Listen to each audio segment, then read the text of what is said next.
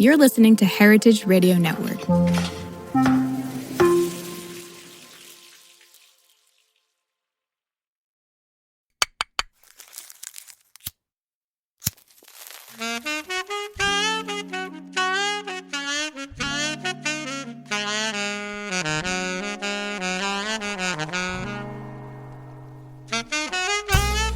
Hello, and welcome to the Season 1 finale of Jazz Cabbage. I'm your host, Chala June, and I can't help but get a little emotional at the thought of not being here with my little cabbages. In my mind, this would be where we'd cue Boys to Men's End of the Road, but this is public radio, and we don't have those rights. But in all seriousness, it has been such an eye-opening and heart-affirming journey through the world of culinary cannabis with each and every one of you listening. I truly hope that something said on at least one of these episodes has sparked your interest, piqued your curiosity, and opened your mind up to the abundance of possibilities that an intentional approach to cannabis can create. It's only fitting that we wrap up this celebration of the mother plant with part 2 of our conversation on cannabis and parenting. And this time, we're zooming all the way out and leaning into the esoteric nature of Mother Mary Jane. For this final episode, I sat down with herbalist, healer, and first-time mom Lynsey Ayala to chat about the undeniable creative and connective power of cannabis sativa.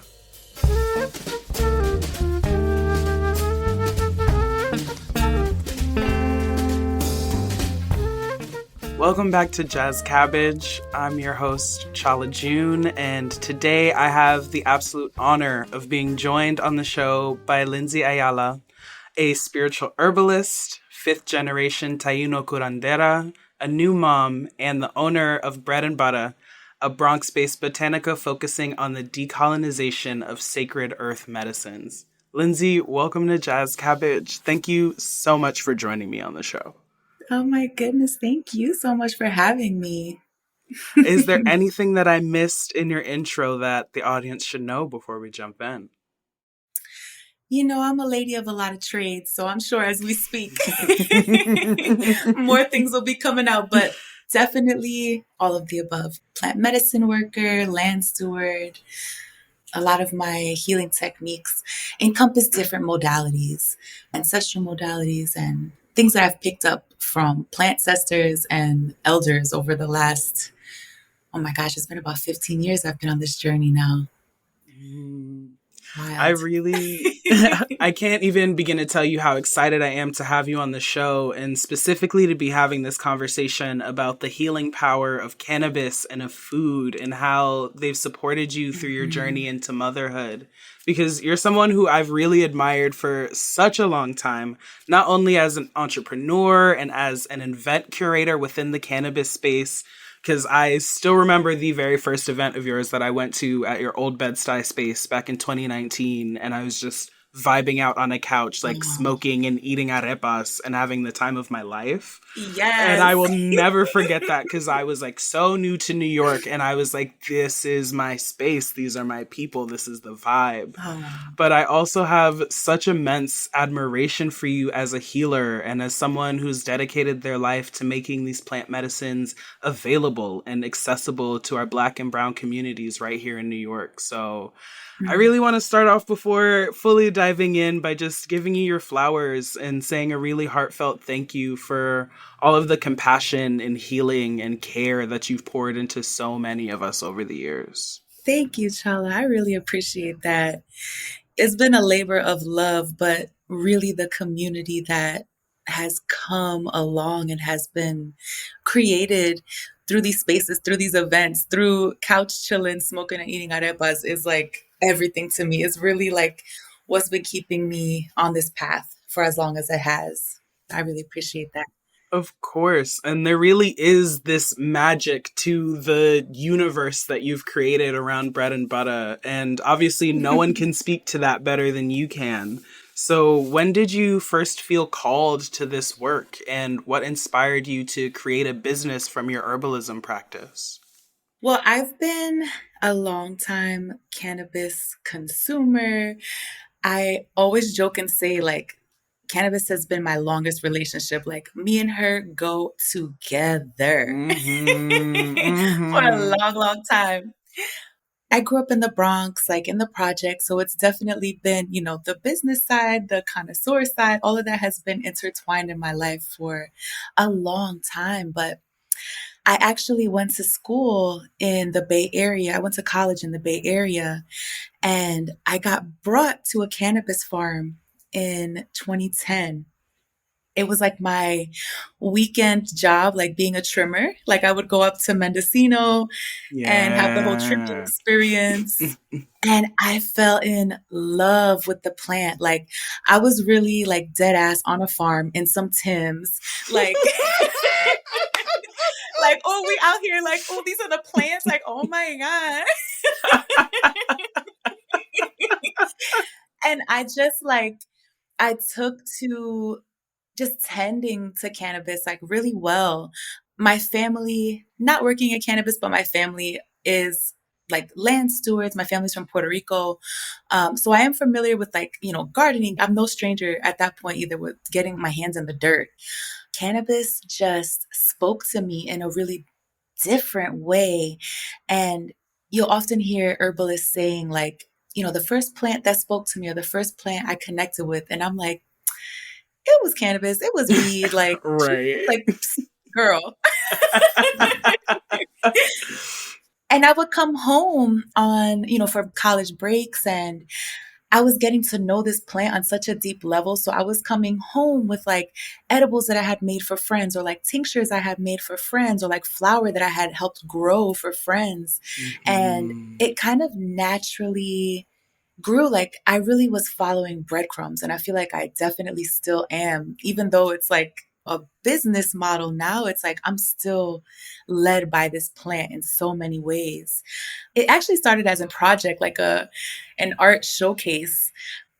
I made some of my grandma's recipes actually, like a healing salve, some tinctures, like remedios for stomach ailments, I'm an asthmatic, so it was like chest opening tinctures, but I was Mm. adding cannabis to it to kind of like make it a little more potent, make it my own. And I actually had a pop up right next door to my old space on Bedside, the one that you had been to at the Living Gallery. And it was just the essence of what Bread and Butter has been. It was live music. There were other friends there popping up and vending their own makings and wares and like art pieces. And we just had like a really good, intentional time together. And Mm-hmm. oh my goodness, this was September 2015. We're going on year 9 this September, which is so crazy. So exciting. Oh my goodness. So it's just budded from there. And I've, again, followed the breadcrumbs. The breadcrumbs led me to other community members, led me to other storefronts, other practitioners that I was able to connect with, grow with. And I just maintained this taking what I learned and bringing it to community. Yeah, it's just been, I'm like staring off into the distance, like, wow, yeah, thinking about the Staring golden down the thread from then years. until now. Like, whoo, it's been a beautiful journey for sure. That's so incredible. And there's been so much just evolution, like you said, along that journey because you wear so many hats. And even Mhm. just under the umbrella of Bread and Butter, there's the products, which include the pre-rolls, the tinctures, the flower essences, the plant essences. And then there's also the workshops that you do, the events that you do, the one-on-ones that Mhm. you do. There's so much incorporated there. Even I literally was drinking I think is Heart Forward tea blend this morning. Yes. I Oh, I was love that. literally drinking it this morning and just like feeling grounded and like feeling really open, especially in working on this podcast and doing this work and talking to so many incredible people in the cannabis world. It really it's a heart project. So I was like, okay, let me drink this tea. Let me Hmm. really make sure I'm grounded in what it is I'm bringing to these conversations. But it's so beautiful and incredible to see just how you've been able to weave all of these threads together and not only do that for yourself, but in a way that allows you to really serve community. Yeah, thank you. It makes me think about a quote from Bell Hooks in All About Love. There's a line where she writes that healing is best done in community. It's not a thing that we do alone. And Bread and Butter has really taught me that. It's really been a practice that, like I said, I've been following the breadcrumbs. I've really been heart open on this whole journey. It's led me to connecting with my ancestors more. And through that, like being able to connect with the ancestral practices of the folks of my community. And just, it's been this beautiful tapestry over the last 9 years of, yeah, seeing what folks need, because I have had a brick and mortar space since 2017. We've been all around Brooklyn. Now we're in the Bronx, which is where I'm born and raised. And I get to have a lot of FaceTime with folks. And so I get to see and hear and connect with what's going on with people. What do they need? It's not just cannabis products. It's not just psychedelic medicine that we're working with. It's like vibrational medicine. It's conversation. Sometimes just taking a moment to hear someone's story is really the medicine that they need. Or creating just space. Like, I love that I have this like vision of you on that yellow couch with arepas and smoking a joint. And I'm sure you met some new people that day and had some nice conversations. It's not even about me. It's like, here are the doors. The doors are open. Here's some food. Here's some good music. I wanted to create a space that's like, you go into your auntie's house. It's like, take off your shoes. There's some food over there. Like, there's some tea in the back. Because I think, although we live in New York and New York is such a big city, there's so much happening. It can also be very lonely. There's so much pressure on the hustle culture, on what are you doing, where you at, who you with, da, da, da. And it's like, can't you just sit down, smoke a joint, make a new friend, like just vibe for a moment? Like, I know I needed that. So I was like, let me build it. And the other people who need that, they're going to find me. And we absolutely did. Absolutely. Something that has continually come up in these conversations I've had on this show is how cannabis really is this beacon where when you're really in it and about it, the people who are meant to be in your life, the people who are meant to be in alignment with you, we all just kind of gravitate towards one another. I mean, I can't name how many friends that I've made just over like, oh, do you want a hit of this? Countless lifelong friendships have been formed over just sharing a joint. Fact. Let alone when you really intentionally bring food into a space and you're breaking bread with people and there's the cannabis there, whether it's in the food or just alongside it. There is this ineffable magic that's really created. And I've said it a few times on the show, but I've begun to really explicitly identify myself as a culinary spiritualist. Like, beyond just the love of cooking food or eating food or even talking about the history of food, which I get really, really nerdy about. I'm really drawn to studying and archiving all of these ways that food defines, transforms, and ultimately becomes us, which is such a spiritual quest. And what's drawn me to this culinary cannabis work is how introducing cannabis into any culinary equation, like I just said, creates this completely different vibrational experience. So as someone who works with both the medicinal and the spiritual properties of plants, can you speak to what that experience really is? Yeah, I mean, we can break it down with the vibrational and spiritual properties of cannabis. We'll start there. Cannabis helps us to harmonize both the yin and the yang in our bodies. So it's really balancing, it's really calming, it's helpful for our nervous system. Well, I won't say everyone, because everyone's body is different in how they interact with this medicine. Yes, But everyone, please consult your own personal physician. We are yes. not medical practitioners. I don't want I'm anyone not a in my doctor yet, DMs. but solely, just looking at the plant itself, it can be very helpful for balancing or calming your nervous system, helping you to feel more into your true self, your most authentic self. And with that, I feel like this innate inner wisdom comes out, this really remembrance of connection, because no matter who I've spoken to or who I've worked with, no matter their cultural background, their age, cannabis is like everybody has worked with cannabis. It's like in Hmm. thousands of year old traditional Chinese medicine to Hindu medicine to Caribbean medicine, African medicine, Siberian medicine. Like this plant been out here connecting the Hmm. people.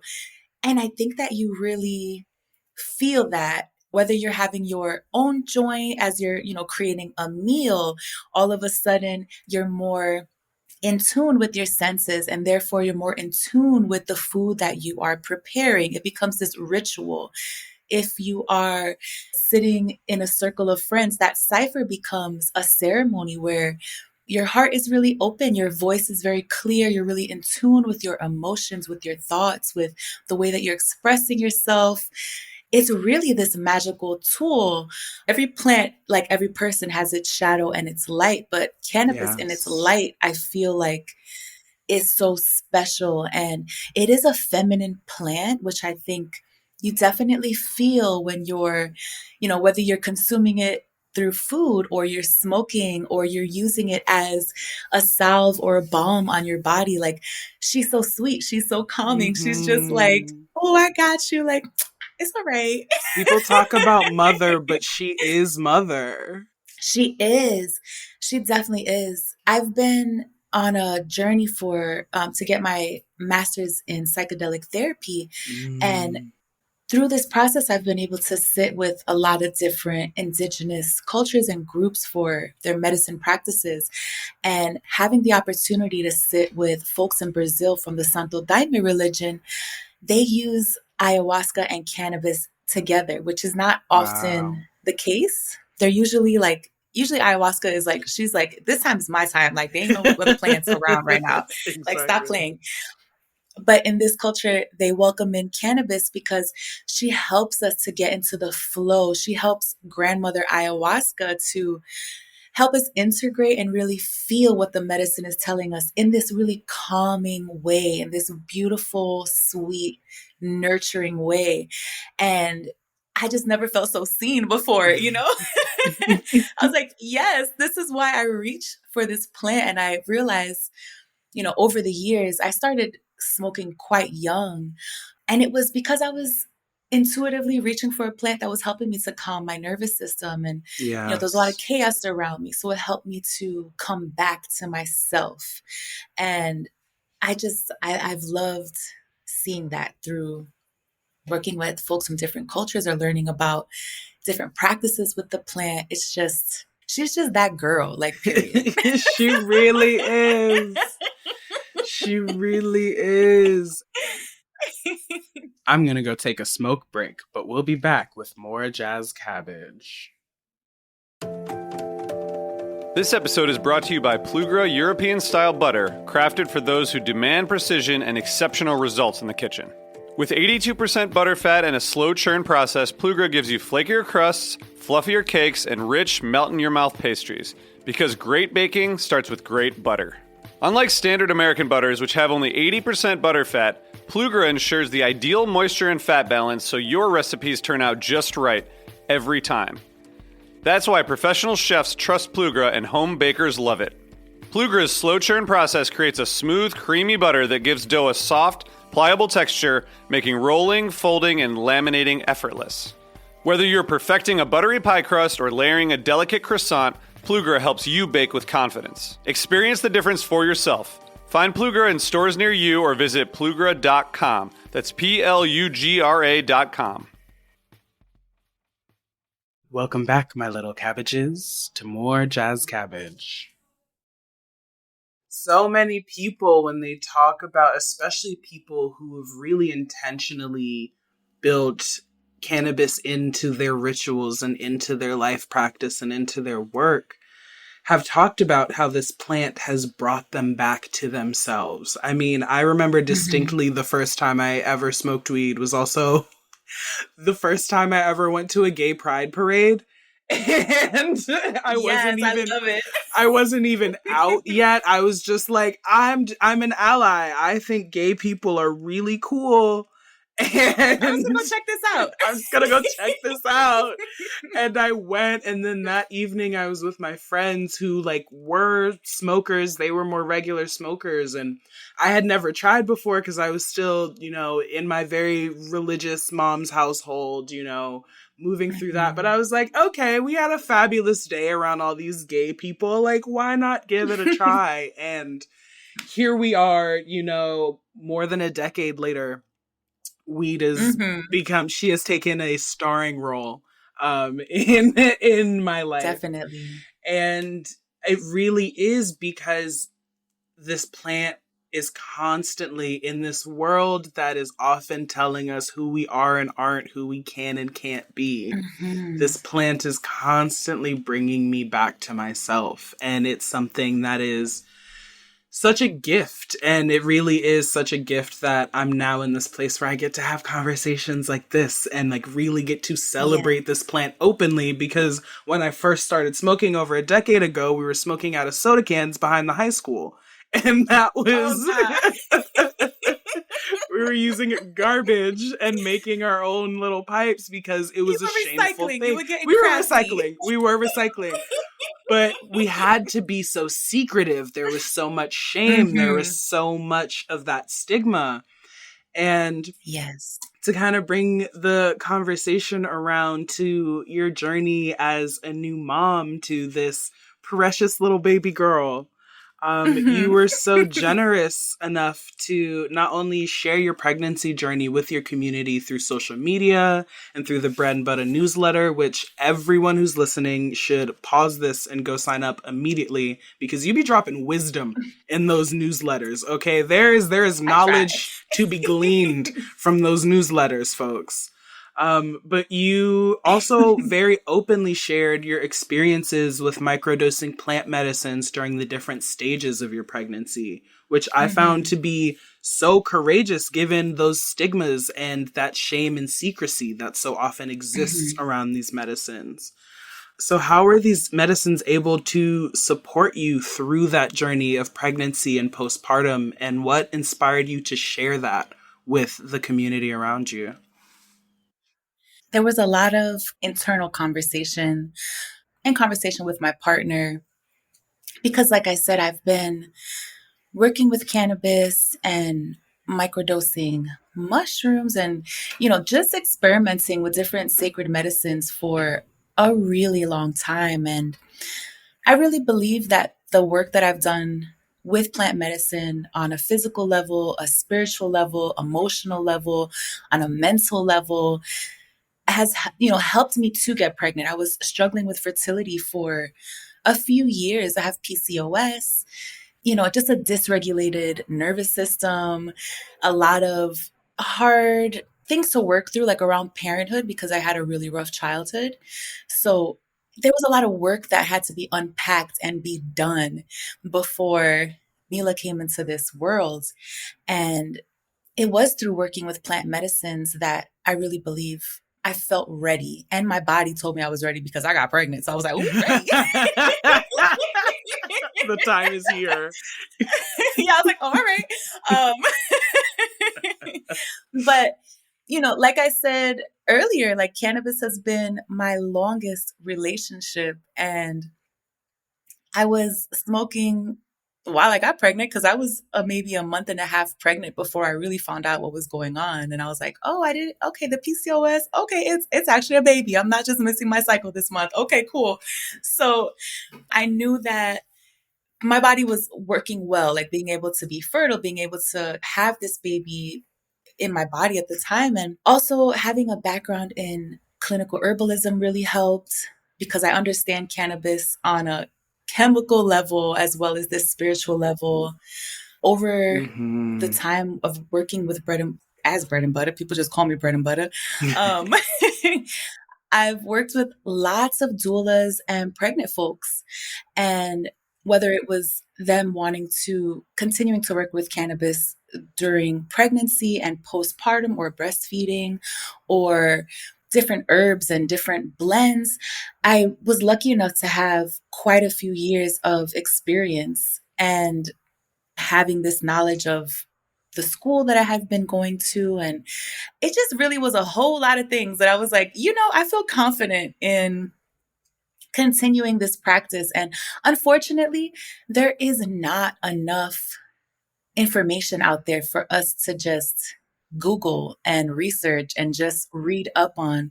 A lot of it is anecdotal information or really like kind of gray area, like, oh, I don't know, maybe like somebody has done it, but it's too soon to tell if the baby's healthy or like how their pregnancy was. And it's like, what?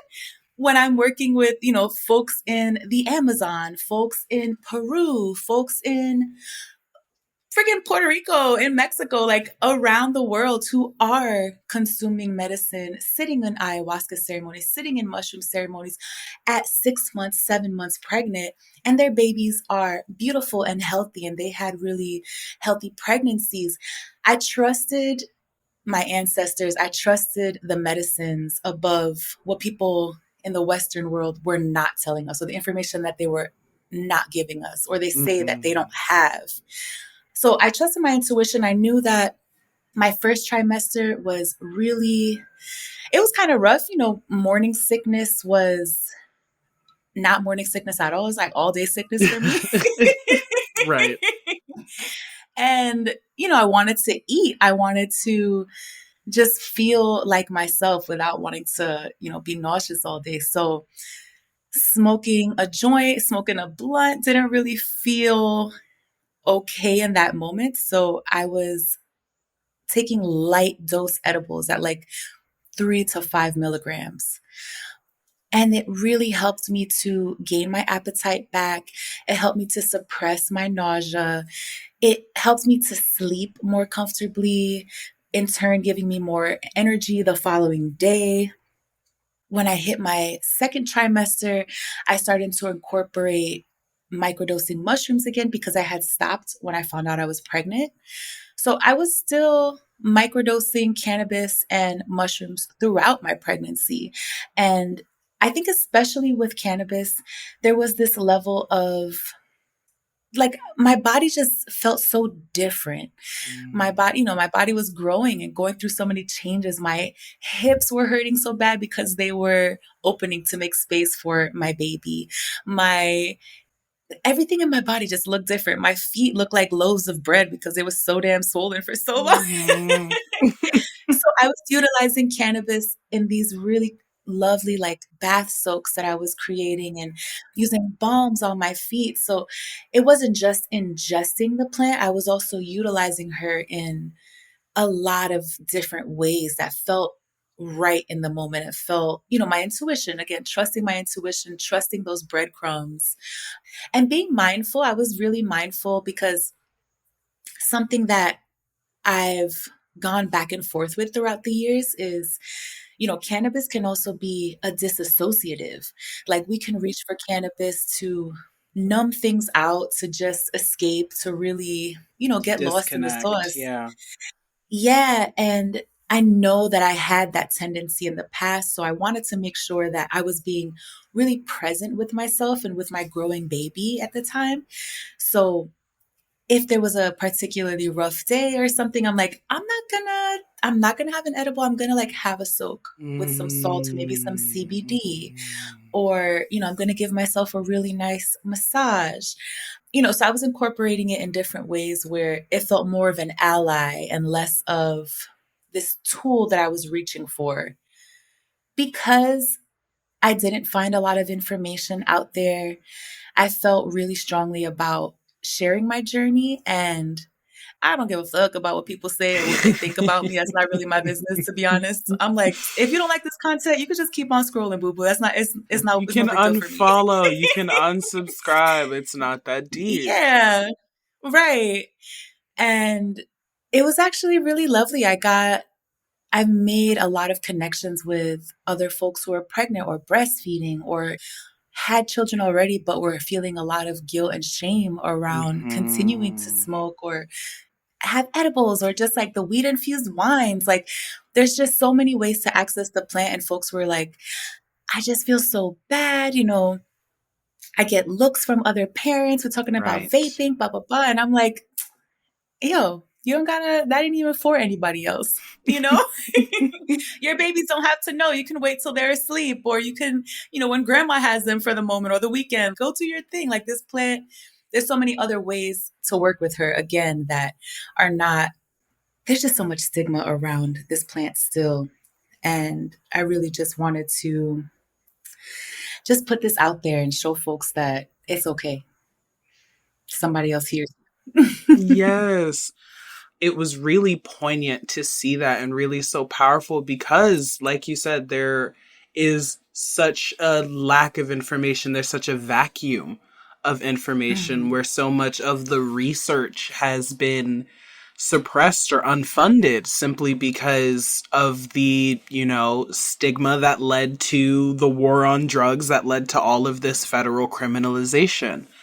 And it really is incredible to be in this day and age where someone like you is able to be open and honest about that journey and inspire, like you said, other parents to maybe feel a little less shame, a little less secrecy around their own habits, especially because I know so many parents who say that cannabis really is something that they use to help them be a better parent. Earlier, I was speaking to a really incredible chef, Tara Canaday, and she runs an edible dispensary up in Maine. And she was saying that it really helps her with being able to be present and in the moment sometimes. If she has, a small edible before dinner, she's able to be more present and at the table with her teenager. And they're able to have really honest and open conversations around, cannabis being for adults and what it actually does for the body. And so this work is so, so, so important and really resonates with so many people who deserve to be able to come out of the shadows and not feel secretive, but feel proud of the fact that they've made an ally of this incredible plant, of this mother who gives us life. It really is. There's a shifting tide. And of course, there are the people who are drawn to the cannabis industry because they see a big wave of cash and go off, do what you're going to do. But it really is beautiful to be able to speak with people who are really in it for the plant. And especially as someone who's in the legacy space in New York's cannabis scene, it's so great to be able to talk to you about just how the plant drives the work outside of everything else that starts to get in the way. Yeah, no, exactly that. Because so many things can get in the way. And especially, I love that the person you had spoke to just talking about having an edible before dinner and helping her to like drop in and be more present with her family and just having open conversations with her children around usage of the plant. I'm really interested to see how that's going to develop with my daughter. She's turning 1 soon. So it'll be interesting because in my house now, like we grow cannabis plants in our backyard. We have ayahuasca vines back there, tobacco, chacruna. Like I want her to really understand these plants as these sacred, I don't want to say family members, but like parts of our lives, like parts of our day, parts of our home, parts of just who we are, and just really make her familiar with it. The farm that I came up on, like I have only been on one farm, and I'm so grateful because I know how crazy the cannabis world is in Mendocino. But the farm that I started on, I'm still connected to them to this day. And when I first was up there, they had small children. I think their children were between like 3 and 6, maybe. And they'd be running around in the fields with us, like, oh, the medicine, it's their garden. It wasn't even thought Yeah. of like in any other way. And I thought that it was so special to see that. And I was like, if I have kids one day, like, I really want to just make it the norm for them. Because I think when you kind of make things secret and make children feel, or just people, not even just children, but make folks feel bad about the way that they connect with plant medicines or don't connect with plant medicines, it really like drives this different relationship with the plant itself. Like there's a lot of secrecy. There's a lot of other ways that connection can be, I don't want to say tampered with, but I feel like you can't really get the full scope of the magic of cannabis through that secrecy and through that speaking bad about it or feeling like, shame around it.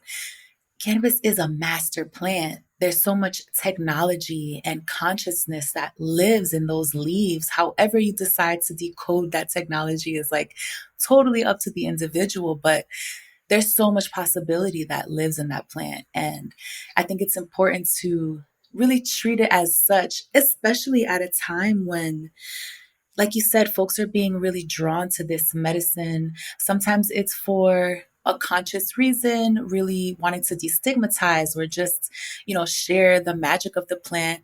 And sometimes it's because there's a cash grab at the moment.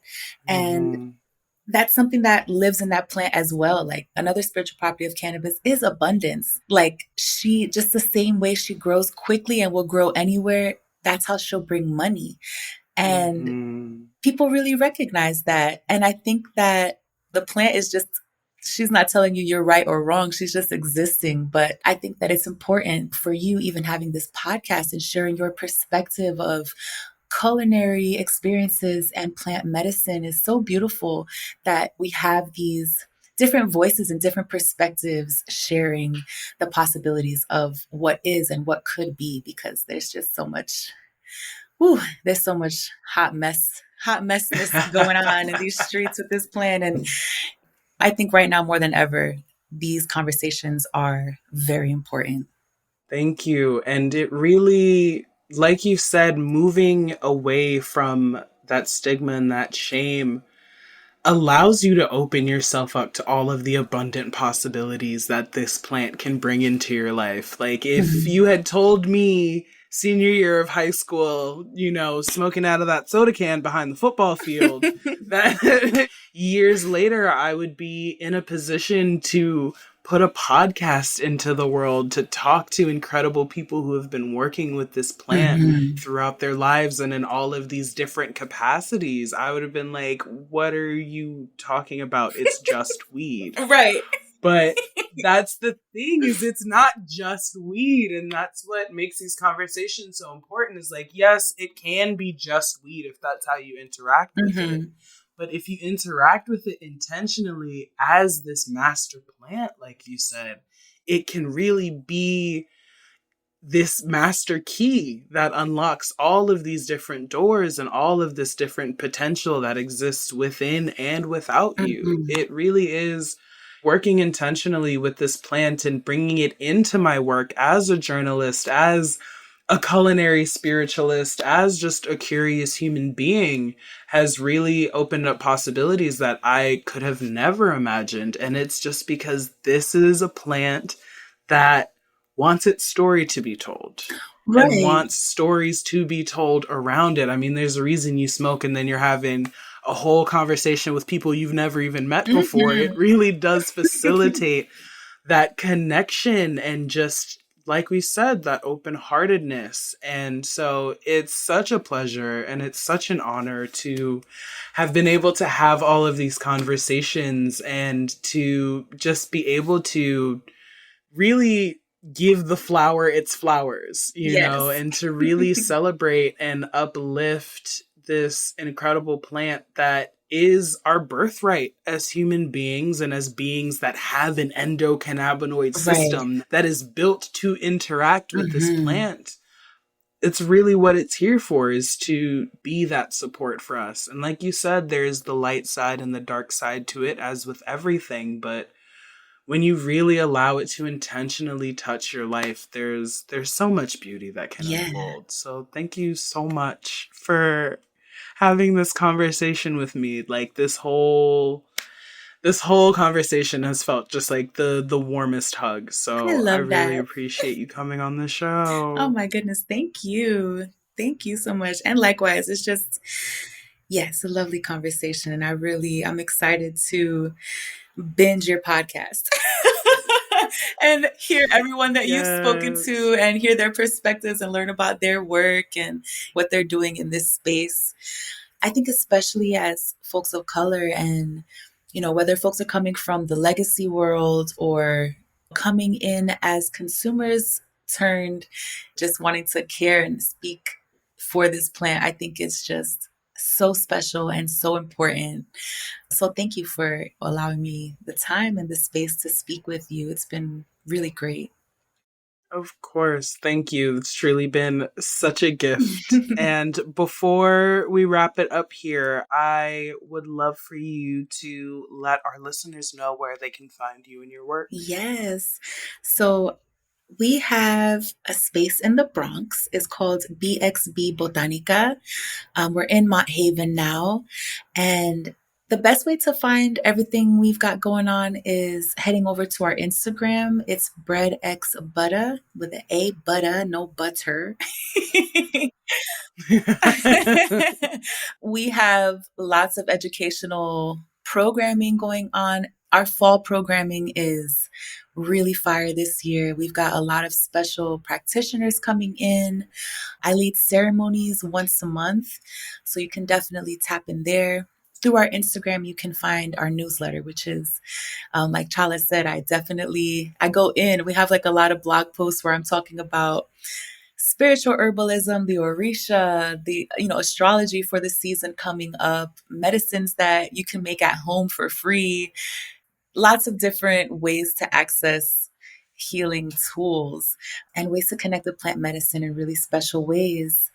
And yeah, Instagram, I feel like that's the best way that'll link you to everything bread and butter and everything me.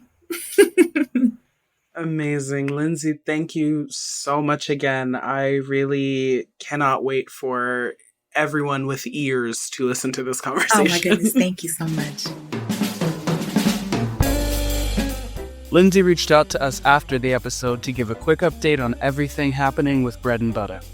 Since recording this episode, Bread and Butta has undergone many changes. The most important is that after a decade of working through Bread and Butta and sharing this work with community, I have decided that it is time to close this chapter and head towards work that is feeling more aligned. Bread and Butta is currently still open, and we are slowly phasing out the shop. Our closing date is actually May 23rd of 2025. And shortly after, we will be releasing our new brand called Yabisi, the Taino word for trees.